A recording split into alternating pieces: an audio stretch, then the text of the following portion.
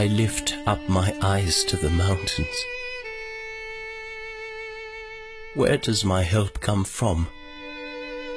My help comes from the Lord, the maker of heaven and earth. He will not let your foot slip.